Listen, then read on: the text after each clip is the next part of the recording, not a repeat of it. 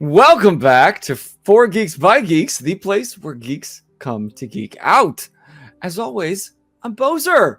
Happy Monday, everybody. We got another Geek Out Sesh going. I know that in the last month or so, it's been a little hit and miss. That's strictly because of work. We are getting to the end of a school year, middle of high production time. For those who may or may not know, I work for a theater company, and anytime it gets close to a theater production, I'm going to be a no-show on this because that's just going to take 1,000% of my time. But we had a great time. We opened a fantastic show, Fiddler on the Roof. Just shaved my 15-inch long beard. If only it could grow that long. The low is I found out that my beard, I haven't let it grow that long in ever, and it doesn't grow out or down or cool. It just gets thicker and really isolates itself right here, which is great. Glad to find out in my 30s that I don't grow a strong beard. Turns out I'm more of a scruff man. I should have known by the way that this patchwork works. But I missed all of you last week. I'm excited to get back to it this week with a brand new geek guest. So thanks for coming out and hanging out with us. For those new to the chat, we do this each and every week when we do Mondays, 8:30 Eastern Standard. Whether you're watching back live on YouTube or listening back on a podcast, come join us in the conversation because we do these live with the chat, people like Delusionist, people like DGF Heroes, people like Umbran Crow. I get you confused with another friend, OMFG Cows. And so I glance and it's wrong. But thanks for being here, you guys. Feel free to add to the conversation because that's what all this is about. It's where all of us geeks, including whether you're on screen or off, come to geek out with each other, support one another so that we can all pursue our passions, whether it's a full-time gig or just something that you do on the side, because we all need those escapes and we are here to geek out about them with you.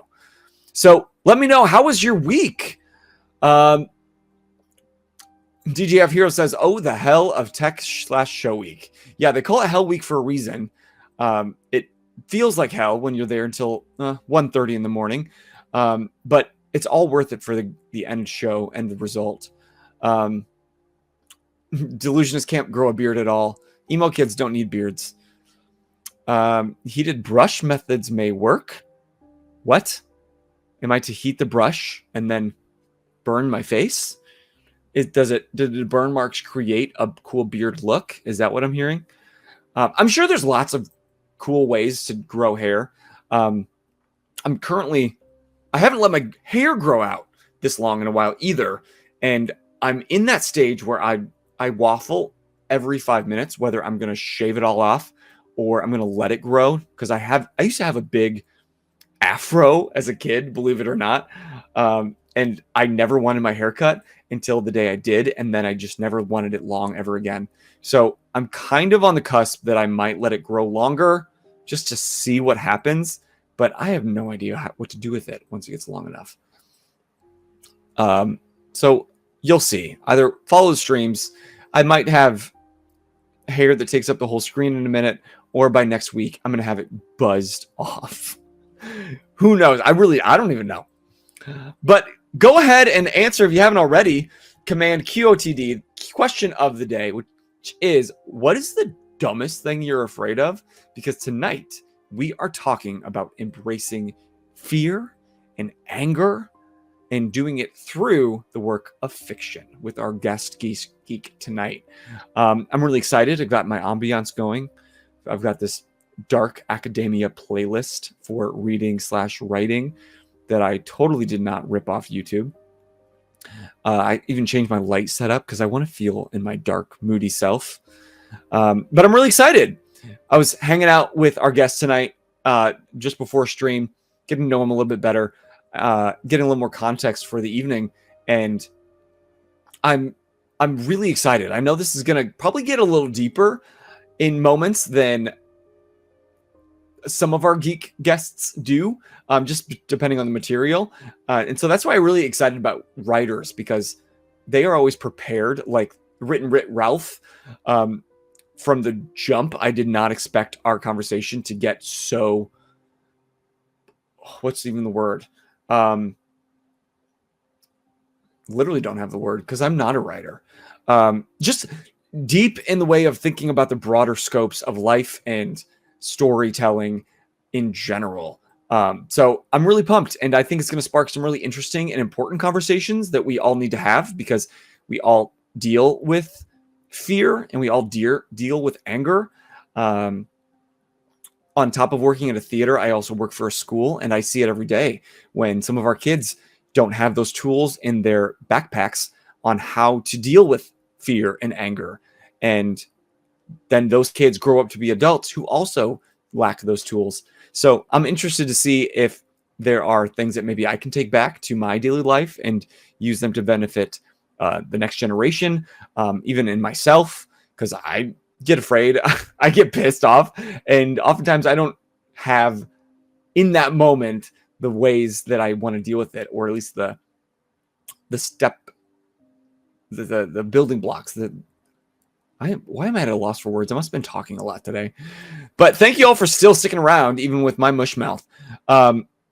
Delusionist says, I sincerely believe that I leave the volume on an odd number other than 5, that my family will die. That is literally our generation, back when you had the remote and you had to have it on an even number or multiples of 5, because those don't count.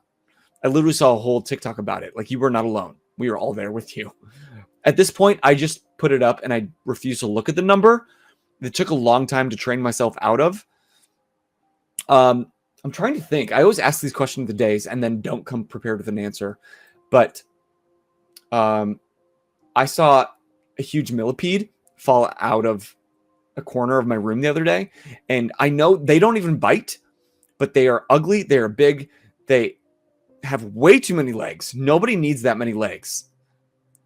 Ants have 6. Spiders have 8. That is max number of legs to make it in this life. Nothing needs that many legs. But I think that since a kid, the thing that always scared me are in movies, things that are massive. Like, think Tom Cruise War of the Worlds, when they first do that pan out and you see the tripods in the distance, and if you can see it from that far away and it's still that big, something about it is just like sends shivers down my spine, because what the fuck can you do? That thing is massive. It could step on you and not even know. I was watching a movie last night, Trolls. It's on Netflix. It's in like Norwegian or something. They didn't get that big, but just the idea that something is that big, there's a phobia for it. I can't remember the name of it, but it was finally validated when I found it across my algorithm one day. I was like, yep, that's it. Mayor Jane being chased by an alligator. Are they even that fast? How often are you hanging out with alligators? Are you in a region that alligators are prevalent? But I did ask for the dumbest thing you're afraid of, so I guess good answer. Good answer. I saw a TikTok even today. An alligator wasn't an option, but it was like this big hulking dude, and he was at a zoo, I think. And you had to pull a rope to see if your pull strength could pull stronger than the animal could. And he went well until he got to chimpanzee. Those motherfuckers are strong. They will rip your face right off if they feel like it. Then it went to a tiger and then an elephant. And those last 3, he didn't have a chance. He couldn't even pull them, let alone an alligator doing a death roll. You don't have a chance. So just stay away from the Everglades, maybe. Don't go to Florida. Do they have alligators on the other side, like California? I don't know. I don't hang out there much. I'm in the Midwest. But enough yapping from me. Go ahead and drop those question of the day answers as we go. And feel free, please, to add to the chat. If there's a question that you have throughout the night or a really cool comment, I'll throw it up on the screen so that our guest tonight can respond to it and we can all talk about it together. But I'm really excited. Our geek guest tonight, AG Flitcher. He's an author, and he fortunately reached out to us. He was referenced here through a friend of the channel, Joshua Kahn, who is a player on Cloudscape and also a host on his own podcast, Dairy Public Radio, with Stephen King kind of thematic podcast, and because this author tonight has kind of a Stephen King vibe and is really excited by that. And I think as we get through the conversation tonight, the Geek Out Sesh, you'll learn why. I've read a little bit of material that he sent our way, and I can definitely feel that coming through. And so I'm excited to hear more about it, about the process, about the journey, maybe some inspiration and motivation for all of you at home. So please give it up, show some love, drop some emojis in the chat for our geek guest tonight, Mr. AG Flitcher. Hey everybody, how's it going? Welcome. Thank you. What a welcoming round of applause for you. You must have a lot of fans here on the channel. Jazz snaps going. Ooh. Theater kid here. Love a jazz snap. A little Fosse action. Is it this or this? Anyway, thanks for joining us. How are you doing tonight, man? I'm great, man.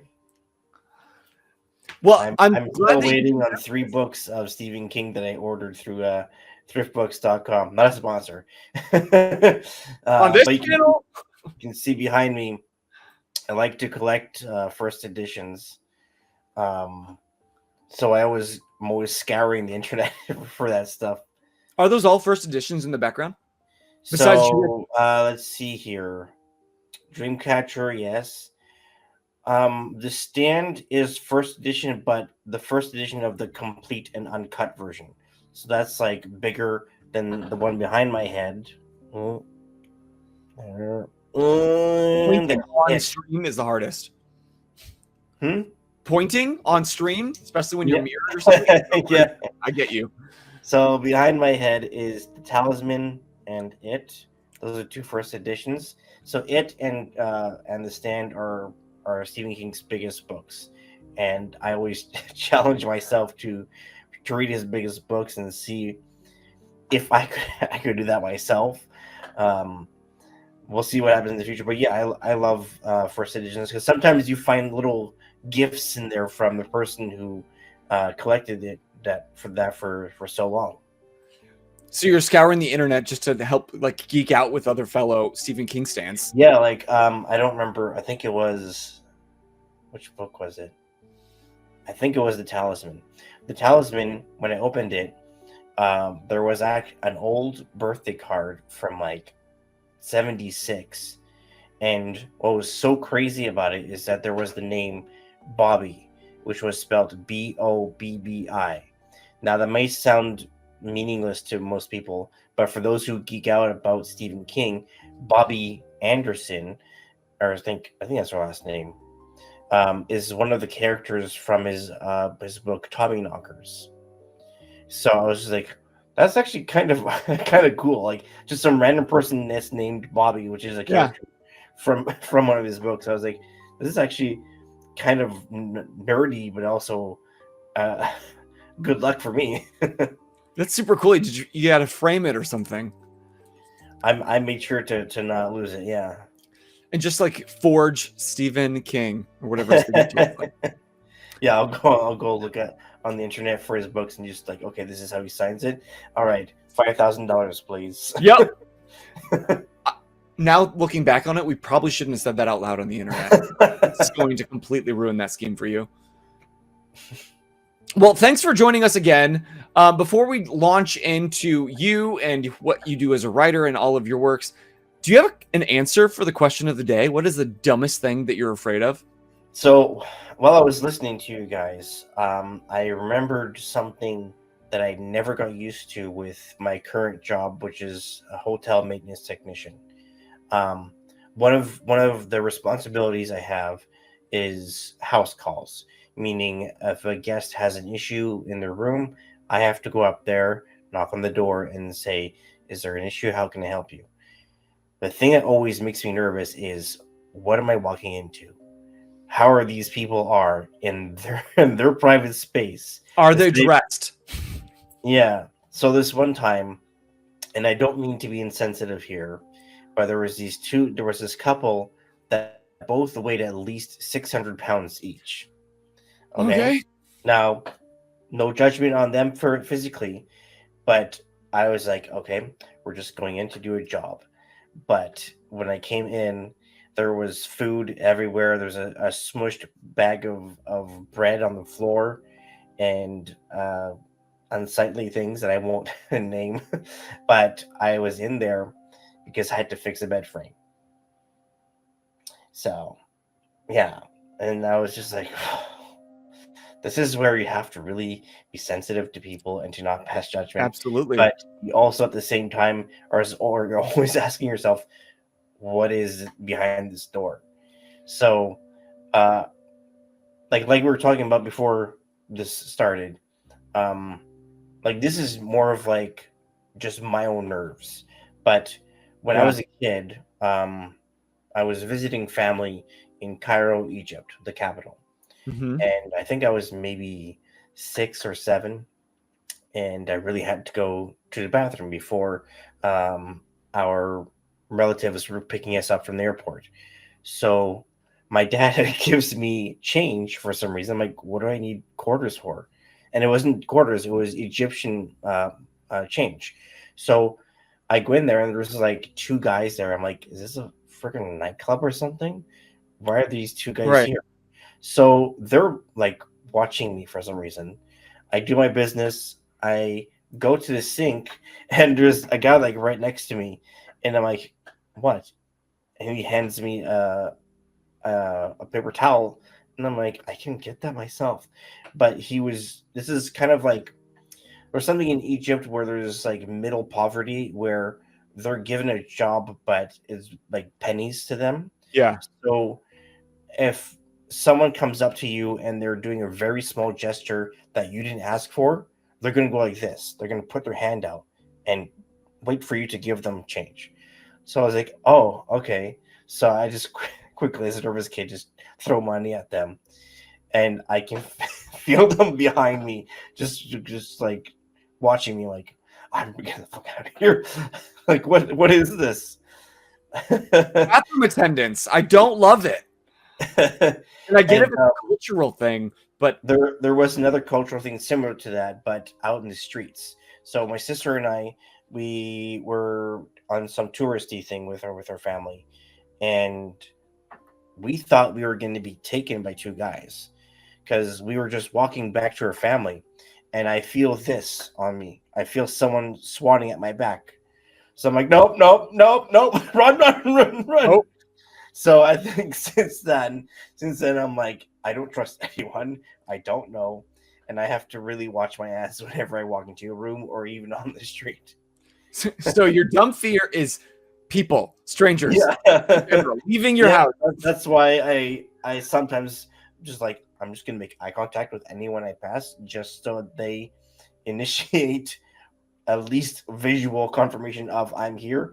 Don't screw with me. Yeah.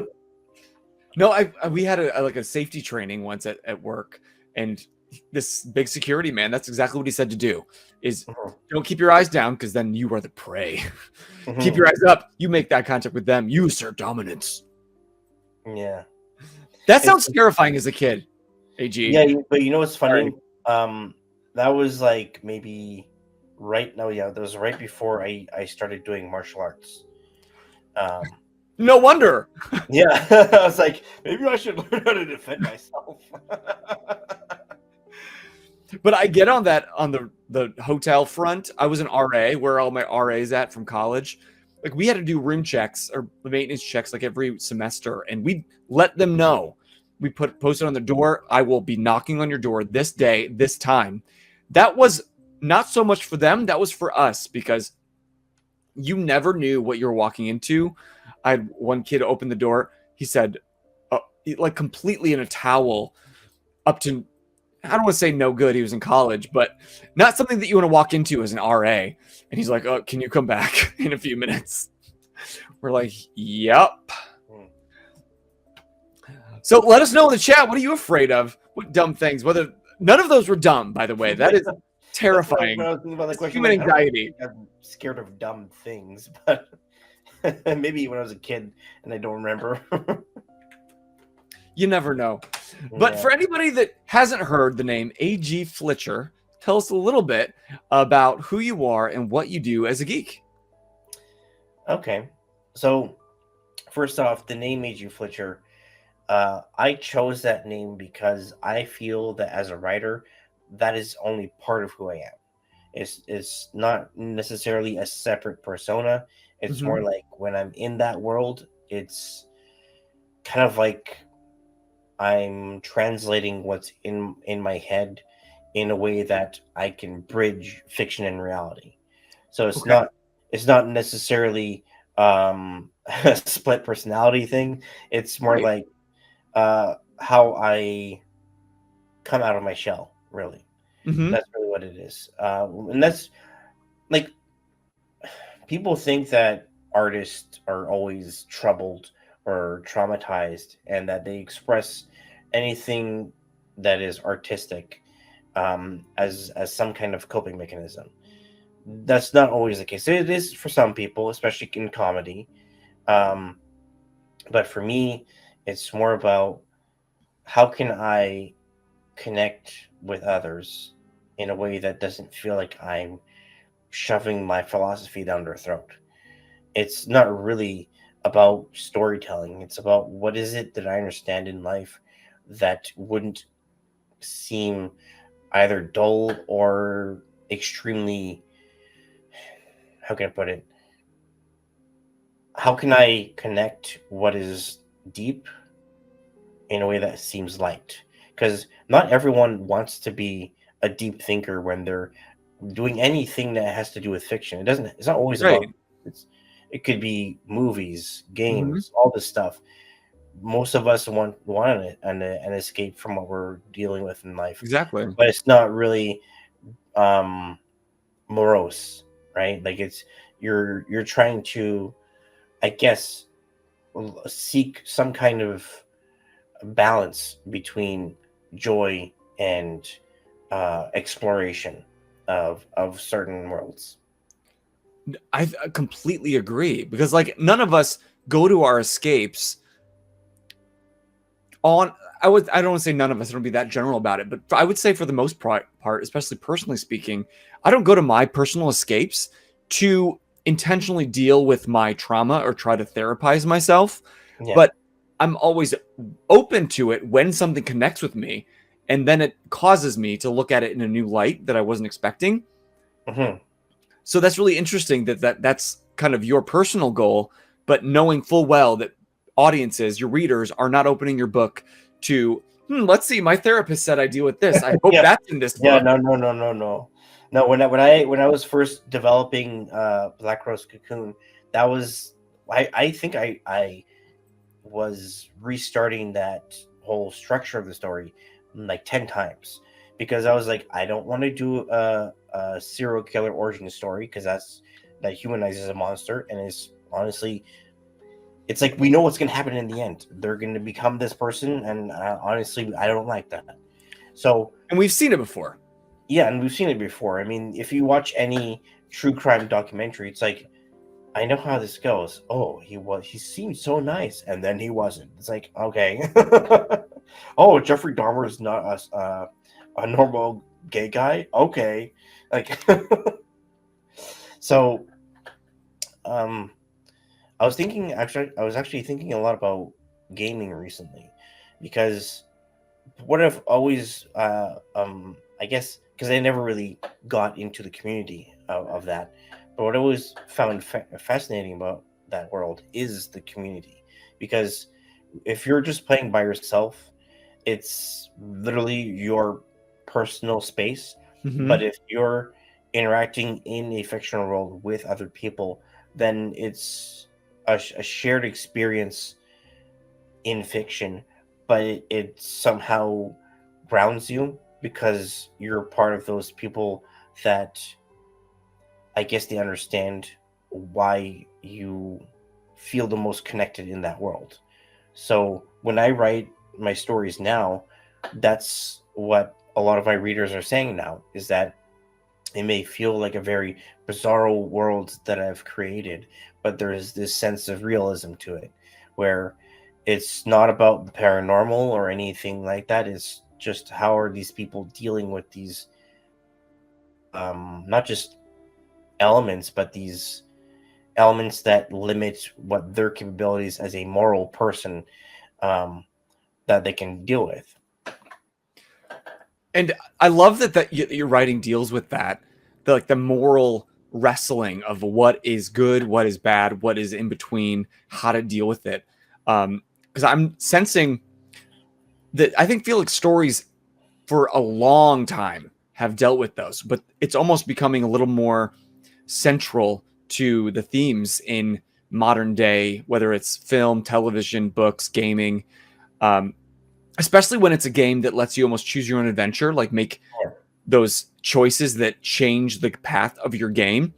Um, like all of us want to do like the right thing or the good thing, but in that isolation of having a control in your hand and playing a game, maybe it's a solo play and no one can know what kind of choice you made.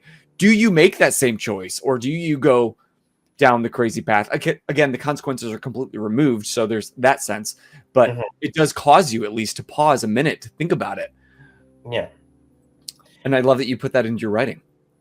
Yeah, because like when I was writing my first, I guess, set of books under my pen name AG Flitcher, Boone and Jack, I I wasn't really thinking about story structure because I was so new to, I guess, text block writing. Um, Define text block writing. Text block writing in the sense that it's something physical you can hold in your hand, as opposed to writing a film script and then sending it Oh, off to a producer or something, which is what I started out as. okay. I think like for like a year or two, I was trying to be a screenwriter, which I don't really talk about much anymore because I've been asked about it so many times. I'm like, the thing about screenwriting is unless you have made a platform and a name for yourself, it's really hard to stay motivated. And in the sea of people trying to do the same thing, and now with the added fear of AI writers and all that stuff, then Mm-hmm. it becomes more about how connected are you and how well recognized you are in the film industry, especially if you're more of a novel writer trying to get your books to be a movie or even a series. That is more about how big of a target audience do you have, and can a streaming service, I guess, pawn off on your audience and explode it Hmm. into a visual medium. So It's all politics these days, isn't it? yes, it's always about politics, especially in streaming services that are slashing and burning every year. So it's not always in your hands. So yeah, it can be daunting when you're trying to do that. So I was like, you know what? I'm just not gonna put that in my head anymore. I'm just going to write books that I feel um, not just connected to, but that I absolutely want to write the story. I used to have like a million ideas of what I want to do, but whenever I go to do like what I call writing doodles, where I'm just on my phone and I'm just like trying to come up with an opening paragraph for that story to see if Mm-hmm. I feel something. If I feel nothing or I feel a little bit, it's like this is nothing to me. It's not going to become this bigger nugget of a story. It's just going to fall through the strainer, and I'm just going to.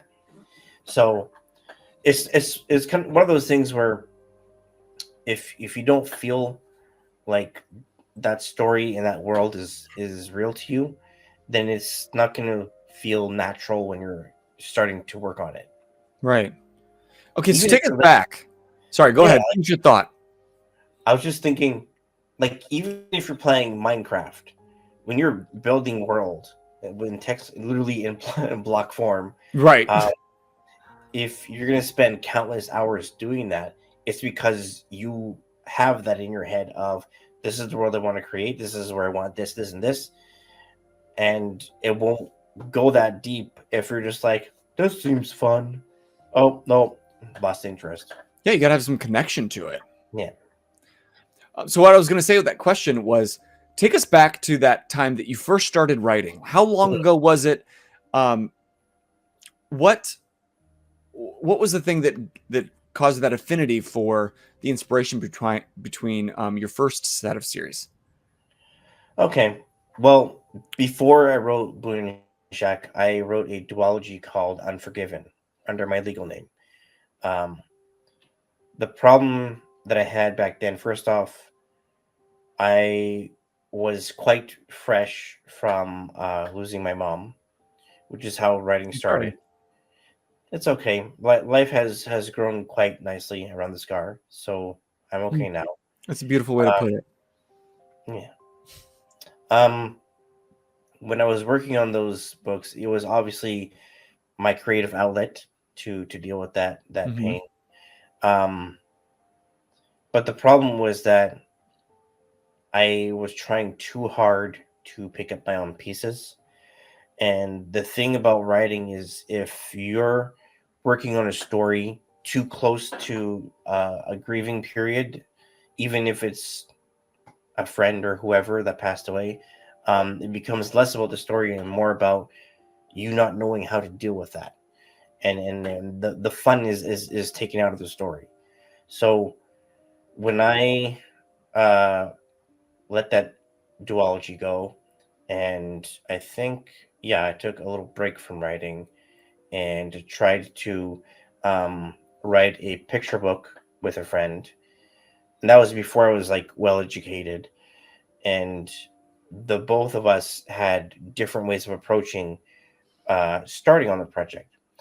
She wanted to, I guess, find the roots of marketing properly and even hire someone to help us through the whole publishing process. Problem is, to me, that was backwards. Why work on the financial part of any project you're doing before finishing it? You don't know what it's going to be and who is going to reach out to if you don't even know how it's going to look on paper. Right. So because she wasn't really agreeing with me and I was unwilling to spend money on marketing and whoever would be, holding her hand through the whole process before doing anything, we just parted ways creatively.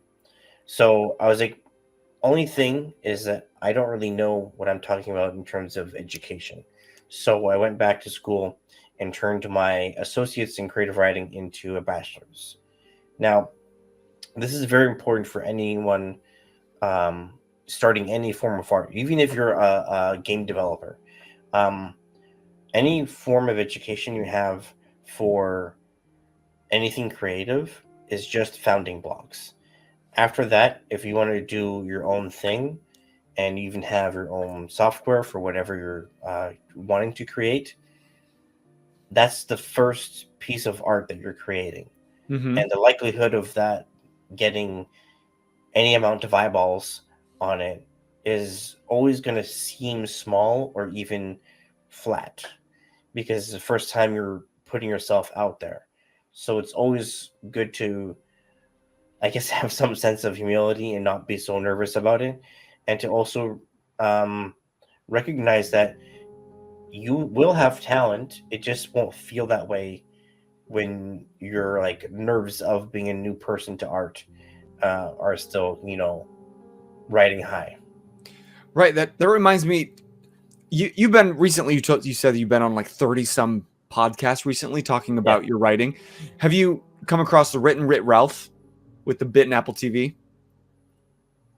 I don't. I think so. I'm sure it's all a blur at this point. If not, I'm going to connect you two because Sure. you two have very similar ideas where he's written tons of things and Mm, he's like, I've never published any of it because that doesn't make you a writer. If you're writing, mm, you are a writer. So yeah. I feel like you guys have similar ideals about how to get started. Just Yeah. write what you love. Kind of going Mm, back to that thought about don't worry about the marketing and the publishing and all that you can figure out and learn later. yeah. But first, you have to know who you are as a writer. Hmm. I went through a lot of trial and error with marketing. Yeah, Last don't we November, all? Yeah, I mean, you have to when you're first starting out, even if you want the dream of being signed by a publisher or agent, you still have to have your own thing going before you doing that, Yeah. because they want their cut, they want their money. So you have to be able to produce that on your own first. I've known so many authors, like novice authors, that just send out. They just send out their manuscript to as many publishers as possible, and they're like proud to get so many rejection letters. I'm like, you do understand that even if you get signed on, one or two things is going to happen.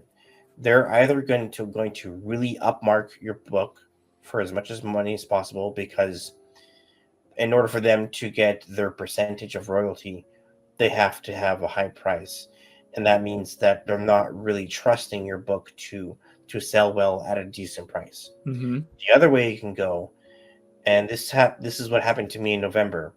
It was just a personal marketer, but their their method was, stay with me for every month, but you have to pay this much money every month. I'm like, okay, am I paying an insurance that it's going to work, or is this just the cost of your services? Like a And that's retainer. what happened. I'm like, listen, honey, you can't ask me to trust you blindly every month. And so I said, okay, I'm giving you a month. If nothing happens, that's it.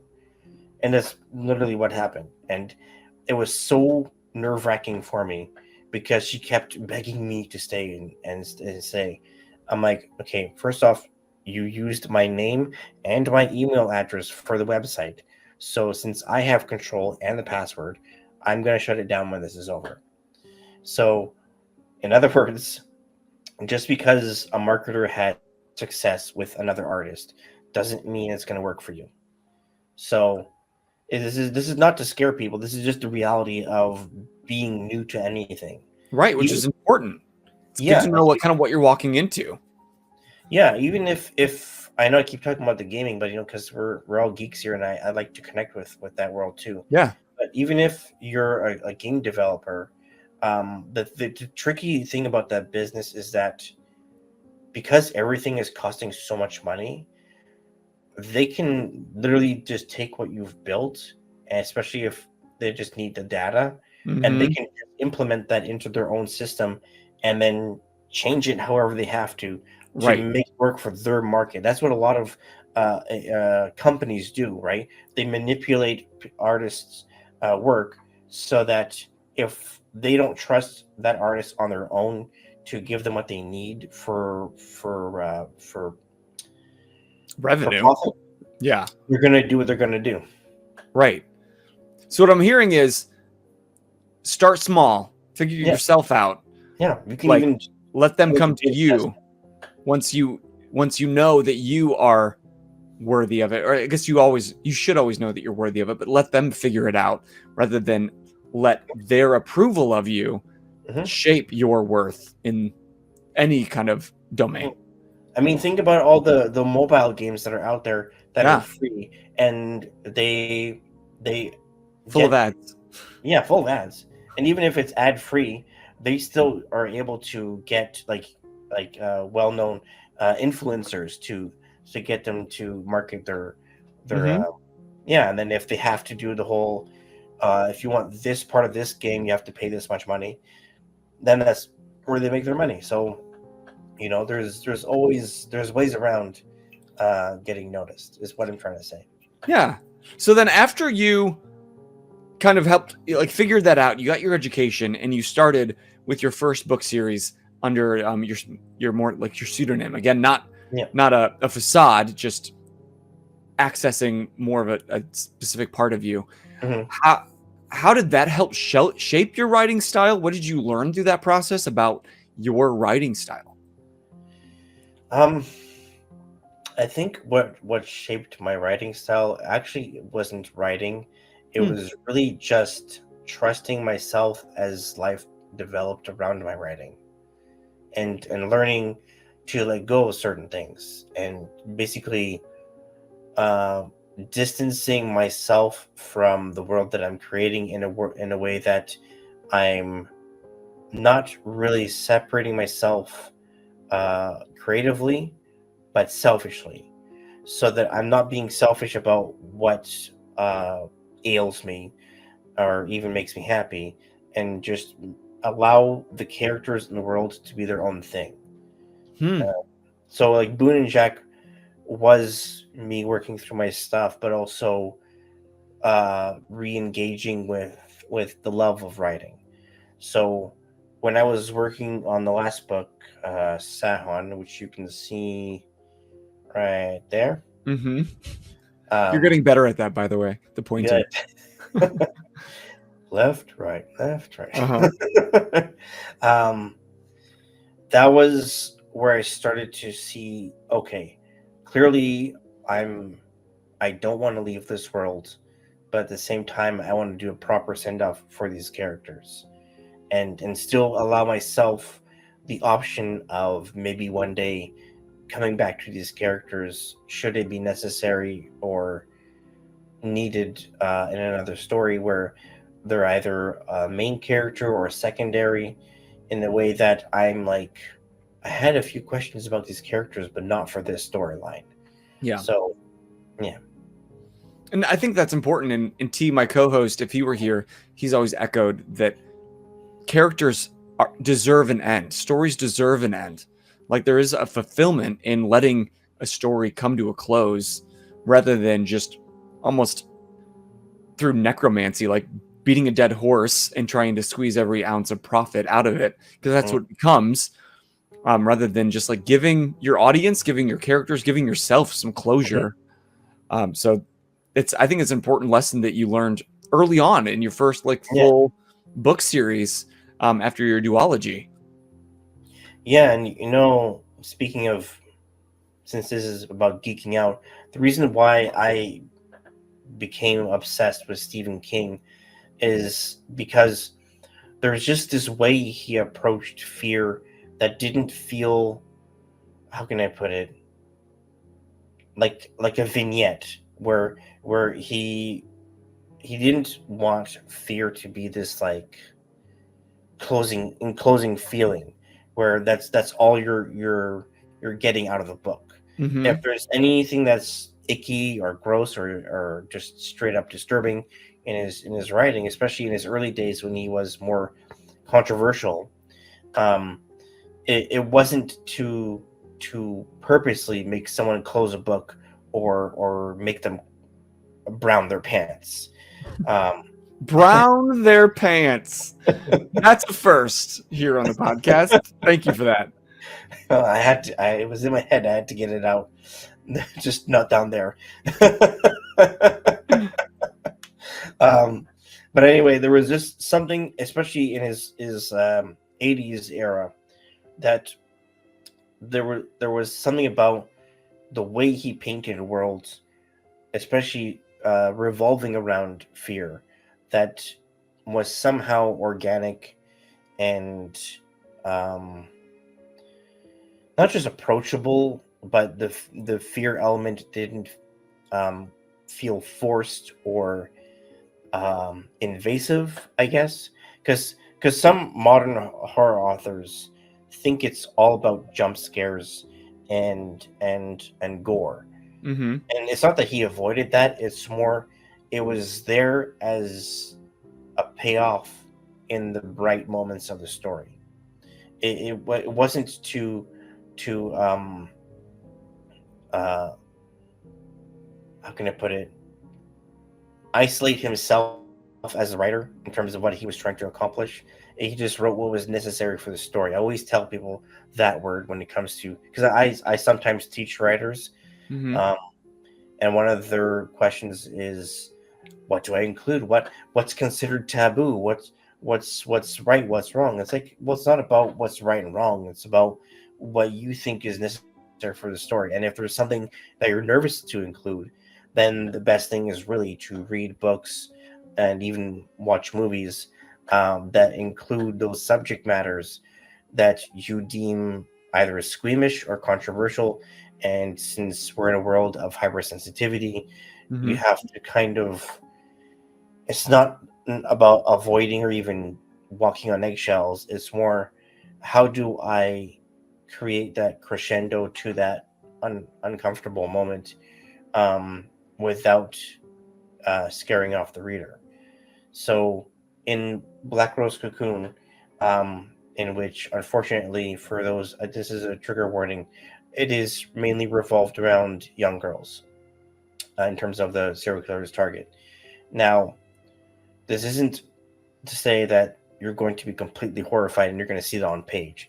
The thing that I'm always careful with when it comes to any kind of terrifying image or anything uncomfortable, I don't really show the act, because to me, the act, first off, it's really discomforting and makes you close the book.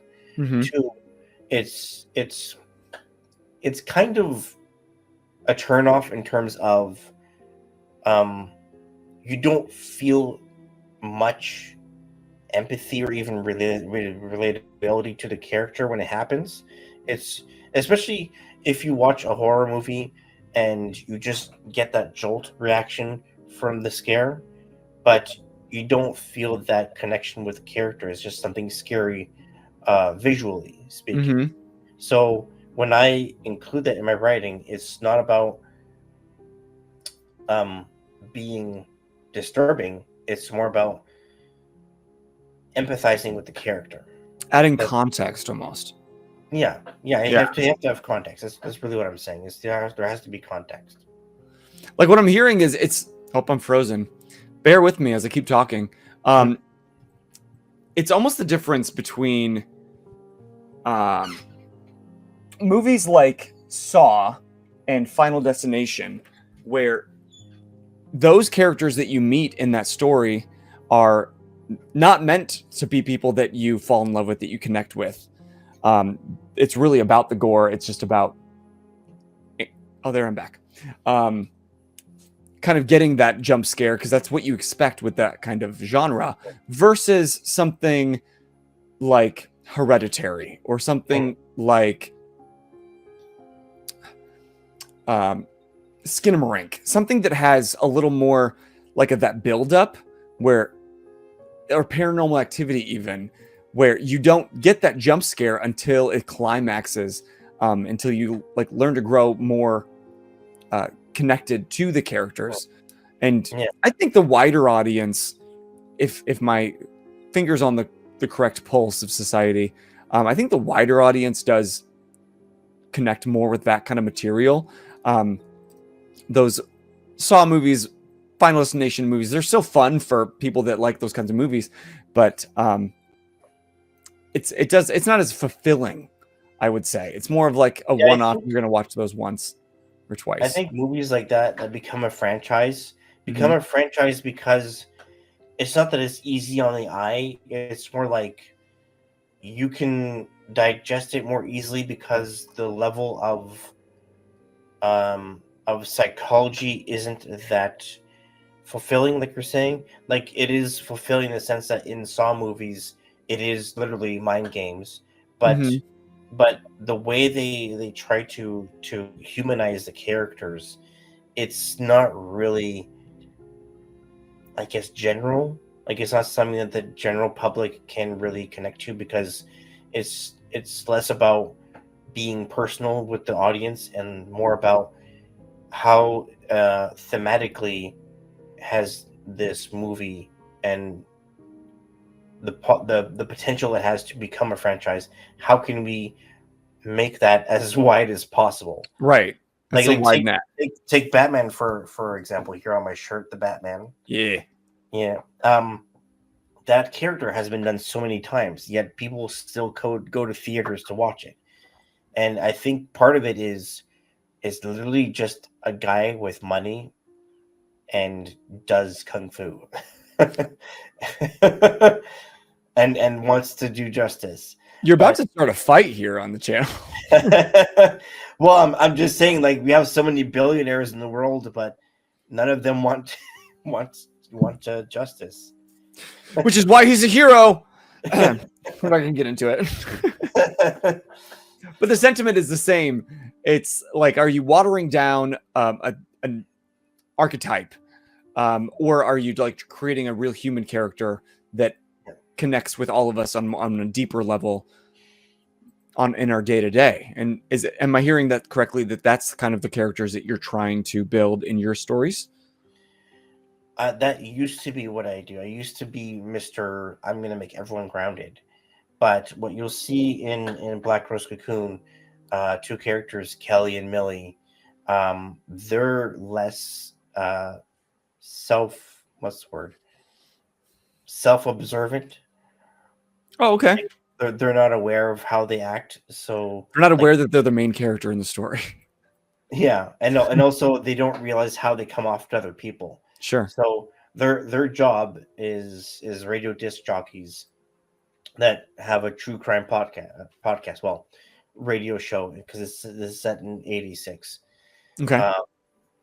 So Kelly is this very loud and proud woman that doesn't really care what people think of her, but also doesn't recognize that when she's being obnoxious. Like there's a scene where she's holding this stack of files to her apartment door, and she can't open it because she's also holding a coffee. And she's telling her neighbor, "Hey, can you just help me with this? Just take the keys out of my pocket and open the door." The neighbor goes back in her apartment, then comes back out with a box and goes, she's like, "What? Put the files in the box so you can free your hands instead of struggling with the papers that are all loose in your hand." So she goes like, "Oh, why can't you just help me?" So that kind of thing. I guess I got tired of being unrealistic. It's not Sure. realistic to say everyone is self-aware. No, there are some people that are set in their ways and they don't know any better. So that's what I started to work on. Is some people are just the way they are, and it's not that they're delusional. It's more like they're just going through their day however they want. Most people are. Yeah. So, yeah, I wouldn't say that I'm like trying to be super deep with every character, because that's just not how the world works, and I don't want to paint that image for my readers. So, as I write more books, it'll be less about characters actually even having a fulfilling arc, because not every person in the world, however old they get, goes through that kind of change. So Rosaria and Kelly are two characters that don't have that big of an arc in Black Rose Cocoon. They have some kind of growth, but it's more about teaching the reader, these may be very strong characters, but they're not necessarily the most accepting of change. But Andre, I read to escape the bullshit people I deal with day to day. Why do you put those in my books? But that is a real question, because like I feel like for the longest time in books and movies that we all want that happy ending. At least we want some fulfilling arc. So it's almost cross-cultural, kind of going against the goads there by not giving all of your characters that fulfillment. There's no epilogue for every single character saying how they reach fulfillment or enlightenment. Yeah, like with Rosaria, she's the main character. The only real change I gave her is that she becomes a little less black and white in her detective job. Okay. And like she still maintains the whole seeing is believing, facts and facts and facts, but she becomes less skeptical about what is considered normal, and really, I guess, accepts all circumstances around her. But I like that, because even though it's maybe not the end of her enlightenment journey, it does show some progress. And ideally for all of us, that's all we're ever going to get is progress. By the time we reach our end, we're probably not going to be the absolute best versions of ourselves. We can only strive to get a little closer to it every day. Yeah. So that makes sense. I'll take that. I won't throw your book away. But now we're talking about Black Rose Cocoon, which is your latest in your writing series. It's unrelated to Boone and Jock, right? Yeah, I mean, like in book 4, I mention Halberton, which is the city that Black Rose Cocoon is in, but I don't show it in Boone and Jack. It's more like the neighboring town in book 4. Thank you for fulfilling that, because you gave me a sneak peek of something else, Mhm. and it also mentioned Halberton, and I was like, oh my god, he's creating almost like a dairy. This is super cool. I'm Mhm. all about this. So I wasn't sure if that was a fever dream I had or actually paid attention as well as I thought I did. No, and actually, There's another town. Sorry, 2 more towns in Boone and Jack that I will have 2 independent novels in. So Ooh, good um, stories. I won't mention the other town, so you can, if you want to read my series.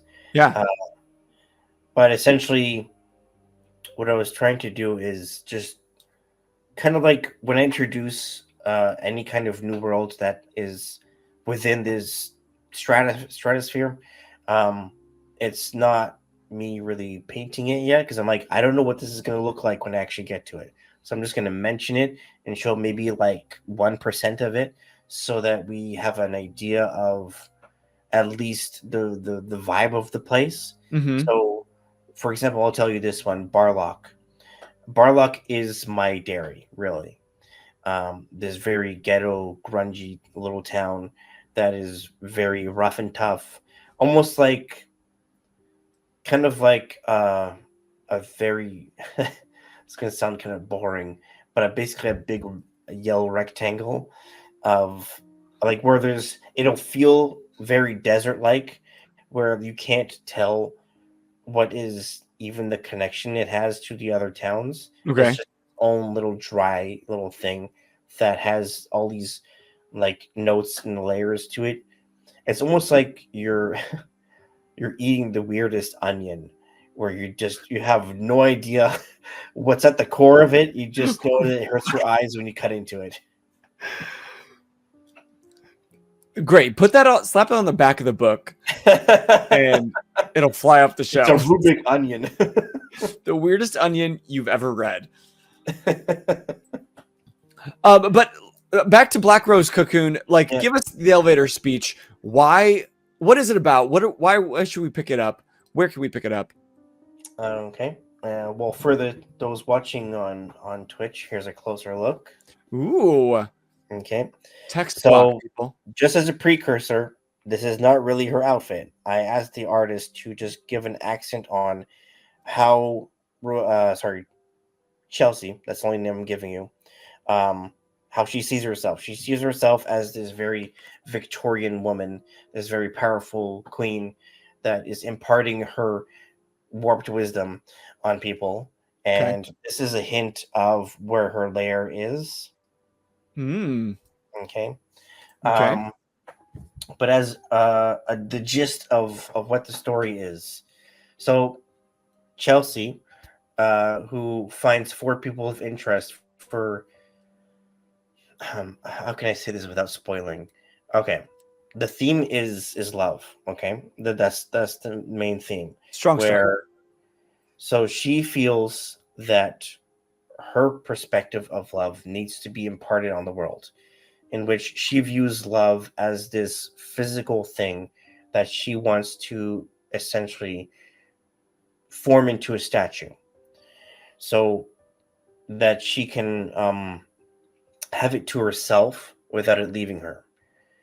And she feels that uh, love amongst those who are free to live their life is something fleeting that can leave them at any time. That there's no real certainty of where love connects with her. If it's this living thing that she has to share with someone that she's not sure will stay with her. So I know that sounds really sad, but it's just how she It's human. views it's just how she views love, and it it's something that I thought about for a long time, because I was like, there has to be some kind of a tiny little human aspect of what a serial killer is thinking before they commit that act, where as soon as they do it, they have no control. It's just this impulse that they have and they can't stop. But Right. what if they have some kind of message or goal with this instinct that they can't control? Like take Eileen Wuornos, for example. For those of you who don't know her, as a serial killer, she targeted middle-aged white men, and it was because of her father issues.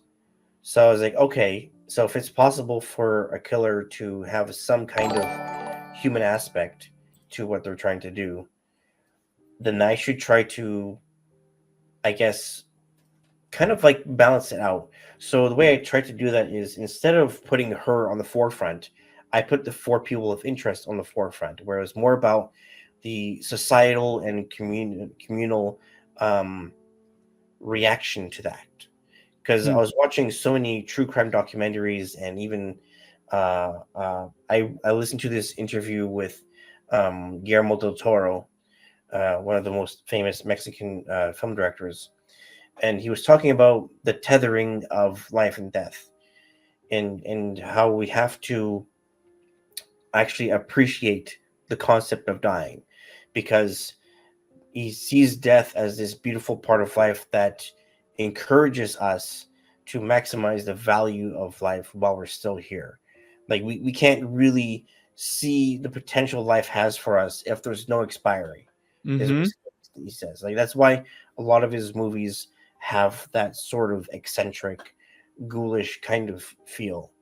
Um, so I know that that's pretty deep. That's very, you know, but No, but I completely agree. I saw a similar YouTube interview with, I think it was someone in the chat had sent it to me. I think it was like a guru or something. mm, They talked about the very thing, like maybe on a lesser level, sadness versus happiness. You mm, can't experience happiness. You don't even know how to identify it without the presence of sadness. mhm, And same goes for life and death. yeah. Um, so how does that idea play into Black Rose Cocoon? So this is, I'm going to be as vague as possible, but these two chapters. Okay. So there is a courtroom scene. Okay, this is the final sentencing before um, the killer goes crazy. Okay, and that's not a spoiler because the reader kind of sees it happening, but the characters don't. Sure. Um, so that was the hardest one to do, because I was like, okay, I need four different female perspectives in reaction to what happened to them or their children. So I was trying to show, I guess, how society and communities value loss and value those that they still have around them. So when they're saying their spiel against this person, um, it's more about them questioning not just morality of life, but also their own emotional integrity. Like how visceral will the reaction be to loss, and how um, can they repair themselves afterwards. Hmm. So especially survivors. I've watched so many videos of survivors of potential killings, and they just have this look on their face that is so discomforting and honestly really hurtful, because they have to live with that. They have to live with that image in their head, that the last thing that they went through. And I wanted to share that, not to be a downer, but to show that there is a yin and yang to who you gain and lose in life. And also, when you're part of a big society, when someone you don't know dies, how do you react? That's the other thing I show. How does society react when there's like a mass shooting at a school. If they don't have kids, they can't relate to that. But if they have kids, they can relate to it. Mm-hmm. So that type of thing, where it's less about the horror that this killer imparts on this city, and more about how will the city re-strengthen itself after this crazy event happened. Mm-hmm. So I wanted to flip it to, it's less about the scare, it's more about how do we as human beings react to loss. And it's interesting the time period that you placed this book in, because you said it was in the 80s Yeah. rather than completely modern day. Hmm. Because I think about what you just said about like how does society react to a mass murder, to the loss of someone in a larger community. And I think that it is very different in the 80s versus today, where unfortunately, because of the way that we're connected through media, social media, news, television, that we almost become inoculated to it, unfortunately. Like, oh, another one? Okay. Maybe we bounce back quicker than maybe we would have in the 80s when it would have shook a community closer to the core. Yeah. And maybe that's what we need to get back to, because the loss hasn't changed. Like Yeah. that hasn't, the effect hasn't changed, but all of us are almost becoming callous to it. So why did you choose to place it in that timeline versus a more modern day setting? Well, two things. One, whenever I've read anything modern in the crime novel series, or even true crime documentaries about modern crime, not just murder, but any crime, there's just like insincerity about it, where it's less about the humans affected by it and more about the rinse repeat of how crime is reported and how it's viewed. Mm-hmm. And also, um, in the modern day, it's easier to catch someone with the level of technology that we have, Mm-hmm. and Less mystery. yeah, less mystery, and also less stress of leaving anyone defenseless at home by themselves. So like with all these ring cameras everywhere, Mm-hmm. it's like I don't even have to be at home to make sure my home is safe. Right. So there's just it's not that I don't like technology in my stories. It's more like there has to be a little bit of a limiting factor to how it plays in the story. Hmm. So, for example, and not in my upcoming novel, the one after, I'm working on a book called Wasp Oil, still set in the 80s. It's actually a follow up to Black Rose Lagoon. I'll get back to that if there's time. But the book after that, Dead Mirrors Follow. Um, that's going to be my first like actual dystopian cyberpunk sort of story. Oh, I just perked up. Yeah, yeah. So Dead Mirrors Follow, for those who are interested, because I am. Um, I hope so. so it's set in 2042, and it's kind of like a cyberpunk Hawkins lab from Stranger Things. Okay. So essentially, this CD government has been following four adults throughout their whole adult lives, because they found that they have certain abilities that they could weaponize for any kind of crime that they can't control in the city. And that's going to be a big theme in Dead Mirrors Follow. I was really thinking about what can I do uh, for this world that's futuristic, because it's kind of already happening. The idea that I have, I was like, okay, first thing, every citizen has to go through an interview process where, based on your answers, you get a certain level of income and technology, and even the community that you're involved in. So there's going to be this insane level of control of every aspect of your life. You're watched all the time. Your value to society is picked for you based on your intellect and all this stuff. So, because like I was thinking a lot about how as technology evolves, we become less, how can I put it, less in control of our destiny in terms of how the world will evolve around us. Mm-hmm. So it's not that we can't, live our own life. It's more like technology will continue to evolve, and the government and all these people have an insane level of control over us. Um, will start to implement a sense of order, and maybe if society is strong enough by then, there'll be a certain balance, but it's so up in the air. So I was like, I need to kind of fantasize a bit here on what would life be in the future. So As you're talking about this more sci-fi, futuristic dystopian society in the future novels, like I'm trying to relate that to like your latest, which is more horror in the 80s, more of a Stephen King kind of thing. Your previous books that kind of follow that same theme. It sounds like, and off stream you talked about like you're going to write romance and you're going to write more horror. And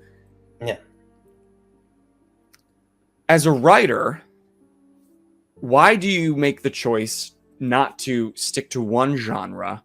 And is there something that is AG Flitcher that is carrying that theme through, that as we pick up, no matter what the genre is, it's AG Flitcher, so we know that fill in the blank? Well, okay, so this is something that will always be a commonality in all my stories. No matter what timeline they're in, or even if I go the opposite, where I go super primitive in terms of technology and even the level of community and how they communicate and all this stuff, I always maintain a level of an organic feel. So even if there's a high level of technology, it is not overshadowing the overall human intimacy. So it's not going to water down or even diffuse. I guess, how can I put it? I don't want technology to be this distracting factor that dehumanizes people. It's the other way around, where you want to be as human as possible in a very high-tech world. So when I write this dystopian novel, Dead Mirrors Follow, it won't be about how the level of technology makes us feel like ants. It'll be like, I want to be a memorable ant, a memorable speck in the universe. So when these 4 people of interest to the government feel emotionally manipulated and that their life is being minimized to a degree of weaponry, and they're being treated less like a human, they're going to fight for their humanity. So regardless of the timeline that I create in my stories, that's always going to be a theme, and also a way for me to still feel connected to the psychosis of all the characters and even the psychosis of the world. I think that's really cool, because on a much smaller scale, maybe in my mind, a much less impactful scale, on this channel, they were like, you guys need to niche down, just focus on one thing, whether it's TTRPGs or writing or video games or comics.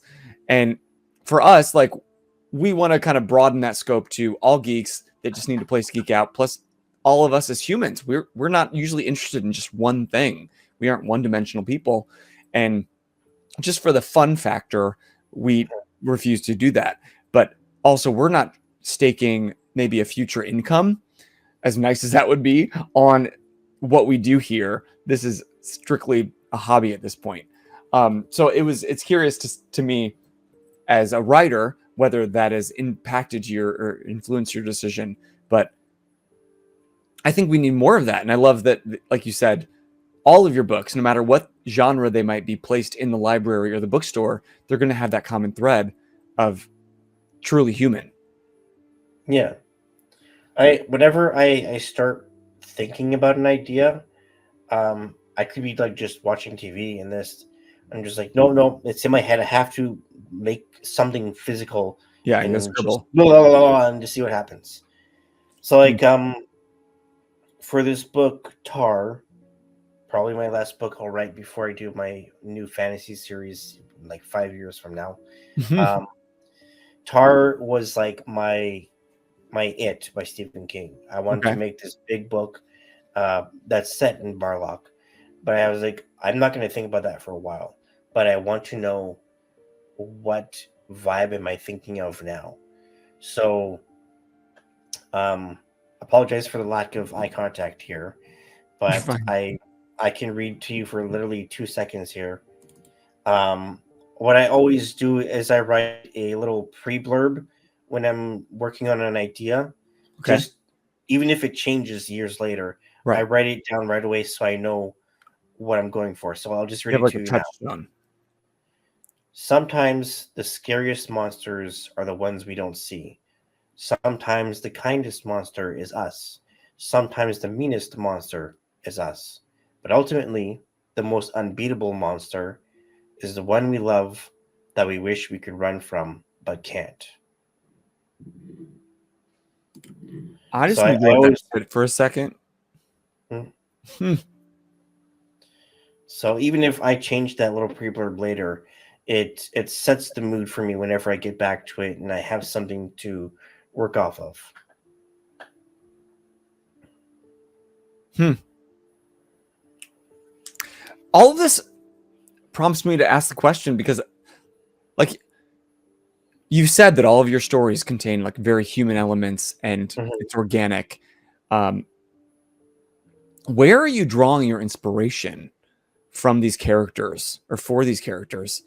Um, like in your day to day, what are you pulling from that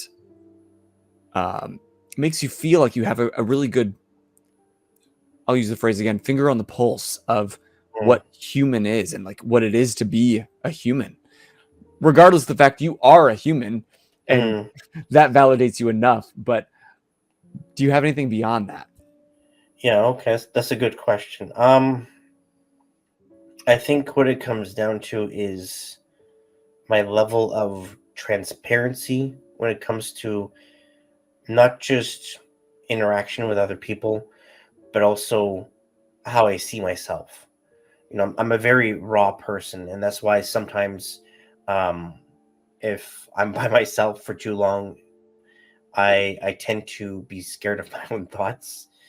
Um, not that I'm like in a very dark place now, but because I spent most of my life um, picking up my own pieces because I thought I had to. Hmm. I was raised by a father who um, was always a self-reliant person who felt the need to solve his own problems and to not really show emotion. And I am like, I'm hardwired the opposite way, dude. I can't do that. So because he's not going to watch this, I'm going to say this. A few months ago, I started going to therapy because the repercussions of dealing with your own issues, especially if you're such a if you're a person that's wired so differently from most people, it's hard to seek help that's not professional in order to understand yourself better and Hmm. to feel balanced and comfortable and self-compassionate. So because I didn't really have those skills growing up, I was like, you know what? I can't keep doing this. I'm just creating self traps and I'm not really Yeah. understanding myself anymore. And I'm kind of getting scared of who I'm becoming psychologically because I'm hurting myself too much. I don't mean to get too naked here in terms of vulnerability, but it's No, just this is thank the you for side it. of being a writer that kind of gets hidden. Yeah. Is some of us writers are so enwrapped in our worlds and we use writing as our medium for basically mediating our own inner demons that we don't want to face, but we have to. So I think it's been like 5 months now since I started therapy. Hmm. Um, in that time, what I realized is that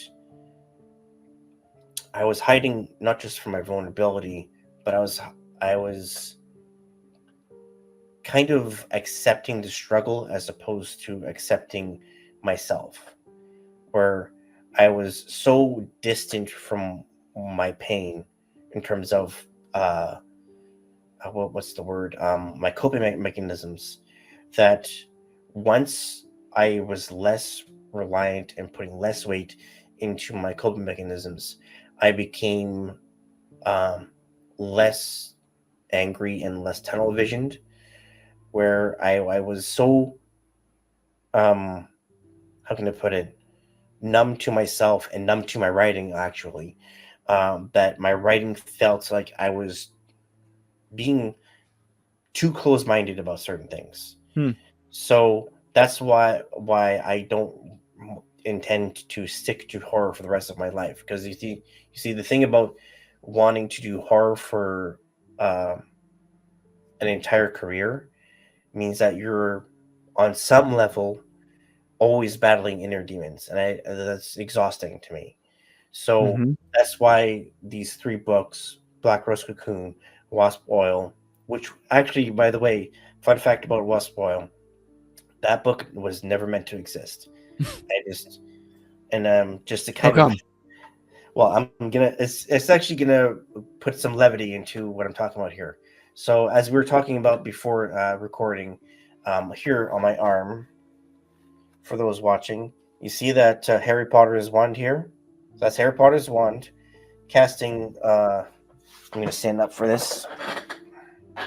I'm glad you're showing this because I wanted to see what the rest of the tattoo Okay, was. so that's my mom's Taurus, her Oh, horoscope sign, yeah. and right there is the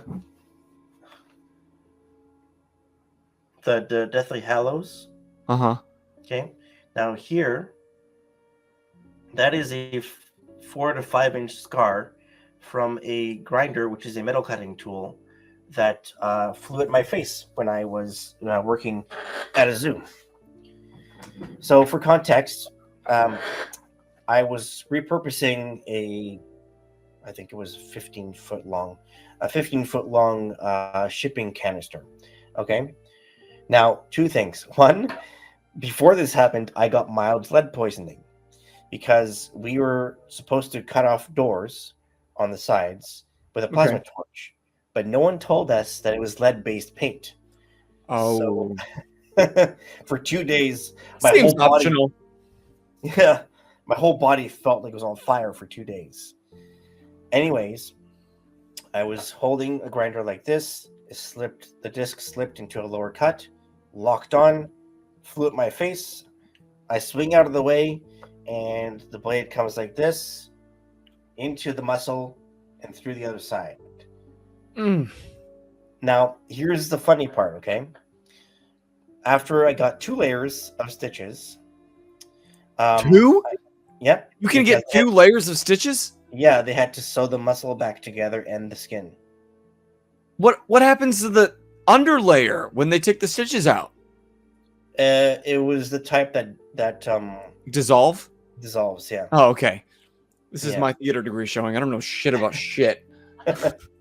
So 2 days later, I was told I can still work just light duty for 4 days. 2 days later. Yeah, Once so your arm sawed off, you go back to work. It's fine. Walk it the off. way there was this job I had to do when I think it was twice a week of getting poultry for the zoo, but I couldn't lift anything, so I had to take my right arm, drag the freaking 70-pound box on the ground to the truck, and bring up an empty one and transfer the chickens one at a time. With your good hand.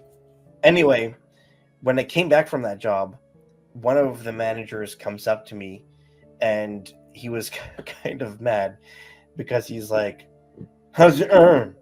And I'm like, "What?" And I'm like, "You know what? Whatever." It's still on my body. Thanks for asking. So, yeah. So there's stuff like that that inspires things, but to really answer your question, of how things inspire my writing, why it's always so human and so real. It's because the way my brain works is I'm such a not just empathetic person, but I'm also such a visceral person to talk to. So that's why it's very selective for me into the people I talk with, because surrounded by very honest people. So there's just this like ki- kind of like a street smart feel where you're just around these people that have lived such a real life. Mm-hmm. I think that's really what it is. Is I've always been surrounded by people that have just been through the shit kind of thing, and I've done so many varying, manual labor jobs where safety isn't really considered. So there's these people that are attracted to that workplace that come from different backgrounds. So you get to know these people very well on a real level.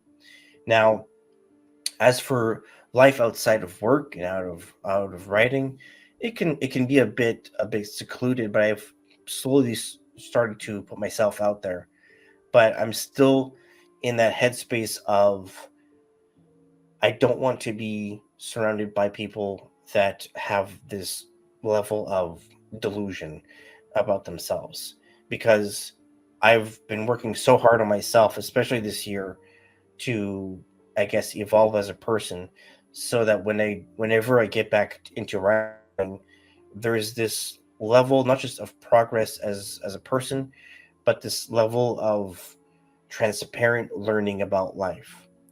Because we become such like busy decision makers that the prosperity in being gray becomes minimal, because there's just so little time to basically be on your own for thoughts, um, Mm-hmm. that it becomes more about what am I going to do today, what do I have to do today, not what will life be like tomorrow, what will happen. It's not that it's not there, it's more like it's in the background Yeah. if I need to answer it. It's it's only then that you appreciate that relationship between life and death, Yeah. between happiness and sadness. Only when you have one of Mhm. those show their evil heads or good heads. Um, I like that. I'm gonna write that down. The prosperity of the gray area. Mm. Like it seems diminished in our modern day society Yeah. because it's not productive. Hmm. But like my theme in the last couple of years has been rest is productive, because it's then that allows you to explore, it allows you to think, allows you to create, and you can't do your best work, especially in a creative field like you're doing, without giving yourself that space. So I'm really proud of you Thank and you. impressed by you, and I hope someone in the chat today or listening back later can relate with that and is inspired by that Yeah. in the their own the creative biggest endeavors. before I don't know how much time there is left here, but before we wrap things up, I want to make sure I say this because this is the biggest lesson that I've gotten out of therapy. Please. Um, there is power in the choices we make. That may sound very common sense to some people, but I never really thought about that until I started going to therapy, because I was always concerned about um, why the pattern of certain things in my life never changed. And it's because I neglected that aspect of choices. Oh, thank you. You inspired somebody. Mama Khan bought the book. Mm. Um, because one of the things in my life that never really changed is, I guess, the atmosphere that I created myself without knowing. So I Mhm. created this atmosphere of not being aware of what I was doing to myself psychologically, not being aware of um, the opportunities that are out there for me. Like, you see, the thing about being a writer, especially when you're self-represented like me, is it's all on you. It's all Mhm. on how you hire editors, illustrators, how you market things, how you live your life outside of the workforce, uh, and your even your home life. Like how do you orchestrate yourself for the future? And do you even want to think about it? And that's always been something that I put way too much stress on myself for, is how do I prepare myself for the future? And then I stopped doing that. I was like, you know what? Let's just see what's tomorrow. Hmm. And I really appreciate that as a theater guy, because we tell our students that are like learning the craft at the place that I work, in relation to, like, if you want to be a singer, like, you have to take care of your voice. If you want to be a dancer, you have to take care of your body. If you want to be an actor, really the thing that you're putting forth is a culmination of all of those things, like you as a human being. And if you haven't taken care of your soul and your heart and how you are telling your own story and being human in your actual day-to-day life, then there's no way that you can put that on the stage. And I feel like that's exactly what writers do, is how do you tell human stories without being a human yourself and giving yourself the space to do so? I actually went to acting school for a little while. Good. Did it benefit you as an actor or a writer? It did help me as a writer, actually. Yeah. Because I did it for like 2 months. Yeah. In which something pretty crazy happened to me afterwards.